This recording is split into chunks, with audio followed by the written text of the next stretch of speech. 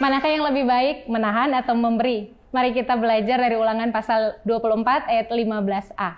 Mari berdoa. Tuhan, kami mengucap syukur untuk kesempatan belajar firman-Mu. Buatlah kami mengerti dan menjadi penurut-penurut-Mu. Amin. Ulangan pasal 24 ayat 15a. Pada hari itu juga haruslah engkau membayar upahnya sebelum matahari terbenam. Upah artinya hak atau imbalan jasa yang harus diberikan kepada pekerja atas jerih lelahnya menyelesaikan satu pekerjaan.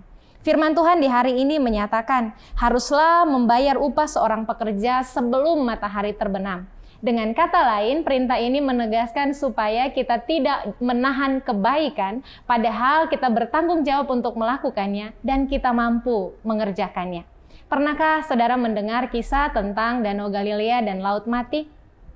Di Danau Galilea ada begitu banyak ikan. Nelayan memancing di sana untuk mendapatkan ikan, termasuk para murid Yesus.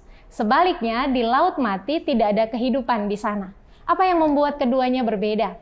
Ternyata Danau Galilea mendapatkan air dari aliran-aliran sungai kecil di sekitarnya.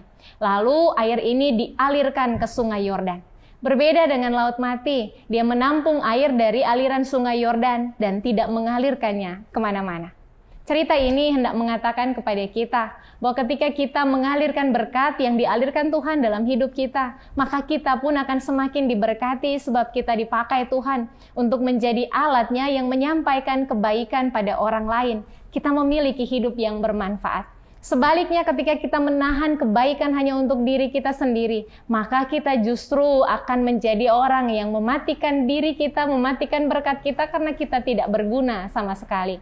Bukankah Tuhan Yesus menyatakan dengan jelas, ranting yang tidak berbuah akan dipotong, dikumpulkan, dan dibakar di dalam api. Saudara, hari ini firman Tuhan mengingatkan kepada kita semua, supaya kita tidak menahan kebaikan, tetapi membaginya dengan orang-orang yang hidup bersama kita. Dalam Yakobus pasal 4 ayat 17, demikian firman Tuhan berkata, jadi jika seorang tahu bagaimana ia harus berbuat baik, tetapi ia tidak melakukannya, ia berdosa. Mari berdoa. Tuhan, terima kasih untuk firman-Mu, bahwa kami Bapa untuk selalu mau bermurah hati melakukan kebaikan dalam situasi apapun, supaya kami tidak menjadi egois dan menahan kebaikan hanya untuk diri sendiri. Buat kami bermanfaat dalam hidup dengan semua orang. Amin.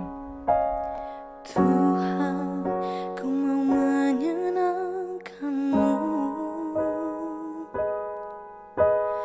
Tuhan, bentuklah hati ini jadi bejana untuk hormat-Mu,